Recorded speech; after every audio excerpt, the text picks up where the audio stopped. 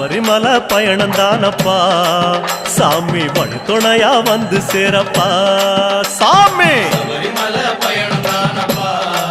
சாமி வழித்துணையா வந்து சேரப்பா பச்சிலைய கட்டிக்கிட்டு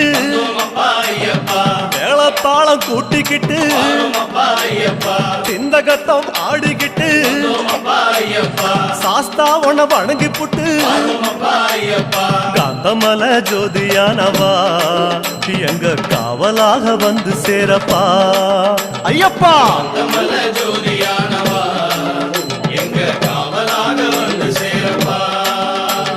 சன்னதியில் கட்டுங்கட்டி ஐயப்பா சபரிமலை காடு தேடி ஐயப்பா